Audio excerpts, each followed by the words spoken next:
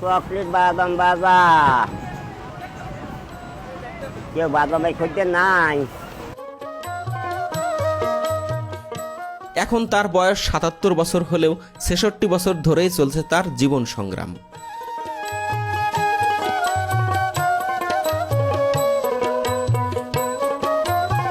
নিঃসন্তান ও জন্মান্ধ আব্দুল গফুর মল্লিকের এই বয়সেও নারকেলের নাড়ু আর বাদাম বিক্রি করতে হচ্ছে ট্রেনে চড়ে চড়ে। যখন তার বয়স মাত্র ১১ বছর তখনই তিনি শিশুমনে সংকল্পবদ্ধ হন যে কখনো তিনি ভিক্ষা করবেন না। প্রথম জীবনে নিজেই নারকেল গাছে উঠে অন্যের নারকেল নামিয়ে দিয়ে যে কয়টি নারকেল পেতেন তা দিয়েই নারকেলের নাড়ু বানিয়ে বিক্রি করতেন। জীবনের একটি পর্যায়ে এসে উপজেলার নির্বাহী কর্মকর্তা সহযোগিতা নিয়ে গেলেও সেটিকে তিনি বিনয়ের সাথে ফিরিয়ে দেন। তিনি কখনো চাননি দুহাত পেতে কারো কাছ থেকে ভিক্ষা গ্রহণ করতে। জীবন নিয়ে যাদের শত অভিযোগ, প্রাপ্তি আর অপ্রাপ্তির হিসাব মিলাতে পারেন না, তাদের জন্য আব্দুল গফুর মল্লিক হতে পারে একটি সাহস ও অনুপ্রেরণার গল্প।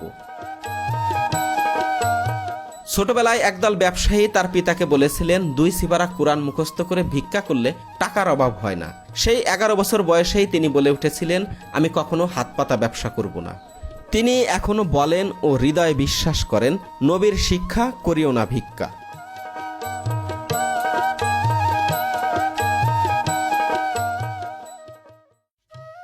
খুব ভোরে ফজরের নামাজ পড়ে নিজে চৌকির নিচে শিশুদের মতো নারকেল বেছে বেছে বের করে আনেন। এই বয়সে যেখানে তার নাতি নাতনি নিয়ে জীবনটাকে উদযাপন করার কথা ছিল, অথচ কি অমানবিক পরিশ্রমটাই না করতে হচ্ছে তাকে।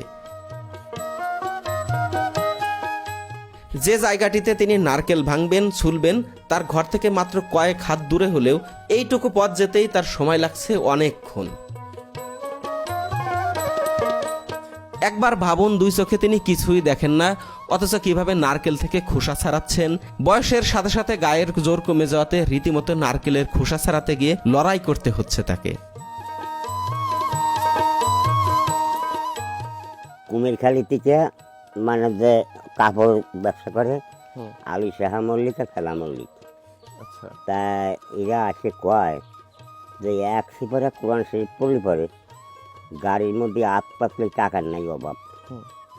তা আমার ওই জায়গার থেকে আমার একটা এলো যা আমি ওই মানে ওই ব্যবসা আমি করবো না, মানে হাত পাতা ব্যবসা। তারপরে আমার বাপ বলে আমি মরে গেলে খাবি কি করি, আমি বলে আমার খাওয়াবি আল্লাহ। কাজ নাচের কাছে উঠছি, জীবন বইয়ে কয়লা করছি, এই যে দেখেছি কয়লা করছি। তার ৫ থেকে দিয়ে ৫ পেক বিড়ি এই কিনে ৫ পেক বিড়ি বেশি গেলে ৫ আনা লাভ হইতো। তাই এক এক করে তারপর সে ওই ফেলানোকে করলো যে রহমানের চেনাচুর লিপারে ভালো পয়সা হবে। তারপরে ধরলাম চেনাচুর, তারপরে বিস্কুট, আনারকুলি বিস্কুট, মানে এই রং বিরঙের বিস্কুট বেচতে লাগলাম। তাতে বেশ ভালোই। তা এইরকম করছি, তা আল্লাহ একভাবে করাইছে। তা এই হলো ব্যাপার।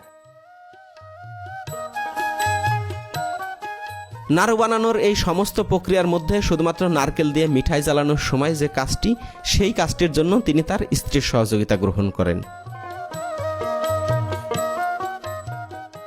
মানুষ জীবিকার জন্য লড়াই করবে, এটাই সত্য, কিন্তু সেই লড়াইটা কতদিনের এবং কতটা কঠিন সেটি আব্দুল গফুর মল্লিককে দেখে বারবার ভাবছিলাম।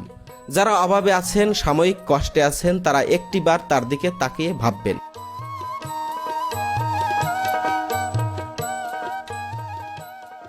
নাড়ুর জন্য নারকেল প্রস্তুত হয়ে গেলে তিনি নিজ হাতেই নাড়ু বানান এবং নিজের হাতে গুনে গুনে নাড়ুগুলো বয়ামে ভরেন। ৪, ৫, ৬ হাত।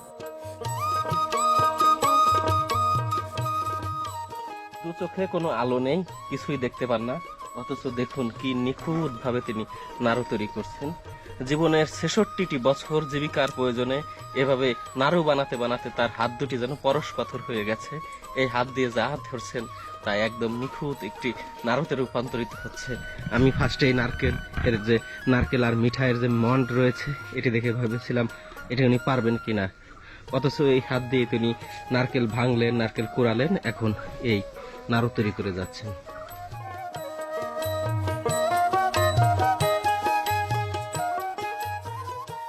বাদাম প্যাকেট করে রওনা দেন তিনি খানখানাপুর রেল স্টেশনের দিকে। রেল স্টেশনের আশেপাশের লোকজনের কণ্ঠ শুনেই তিনি তাদেরকে চিনেন। তার এমন মহতি কাজের জন্য এলাকার মানুষও গর্ববোধ করেন। নারকেল নাড়ু টেস্টি হজমি চকলেট বাদাম ভাজা খাইলে পাবে 32 দাঁতের মজা।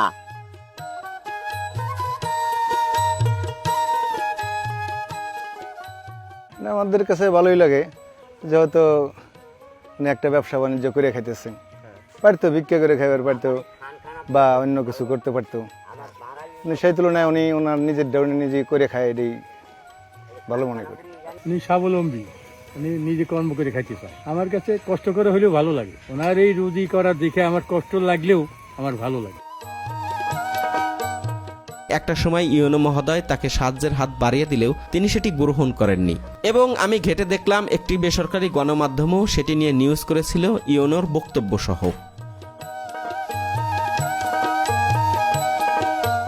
একটি বিষয় জেনে খুবই খারাপ লাগলো, এমন একজন অসহায় মানুষের অর্জিত টাকাও মানুষ সুযোগ পেলে চুরি করে নেয়।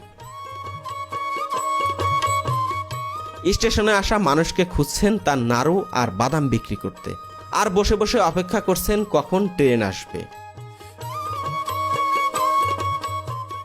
উনি তো অন্ধ মানুষ, উনি তো ভিক্ষা করতে পারেন। এই যে বাদাম বিক্রি করেছে, এই যে কর্ম করতেছে, এই কর্ম অনেকেই তো মনে করেন যে নানান ভাবে টাকা ইনকাম করতেছে। আর উনি যেহেতু একদম বৃদ্ধ মানুষ, অন্ধ মানুষ, যে কারণে আমি খুশি, আরো 10টা টাকা বেশি দিলাম উনি।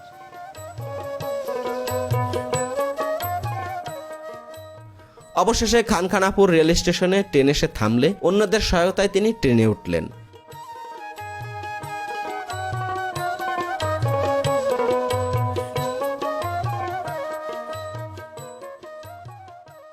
লোকাল ট্রেনের ঝাঁকিতে সাধারণ মানুষের দাঁড়িয়ে থাকাটাই কষ্টকর।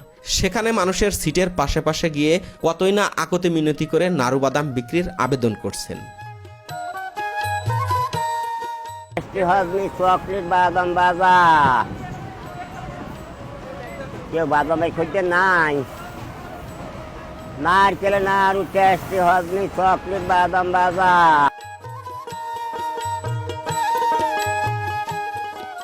তিনি আমার কাছে একটি মোবাইল সিম আর বিকাশ অ্যাকাউন্ট খুলে দেওয়ার দাবি করেছিলেন। আমি সেদিনই সেটি করে দিয়েছি।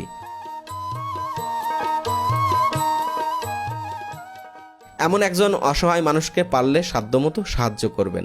আমি তার সবকিছু কমেন্ট বক্সে দিয়ে দেব। আজকের মতো এ পর্যন্তই। আশা করি সকলের সহায়তায় বৃদ্ধ বয়সে এই মানুষটি ঘরে বসে বিশ্রাম নিয়ে বাকিটা জীবন চলতে পারবেন। আব্দুল গফুর মল্লিকের মতো এমন অজানা অদেখা আরও অনেক মানুষের গল্প সামনে তুলে আনার চেষ্টা করব। হাতে সময় থাকলে দেখতে পারেন ফরিদপুরের বলরাম নামে আর এক জীবন যোদ্ধার গল্প।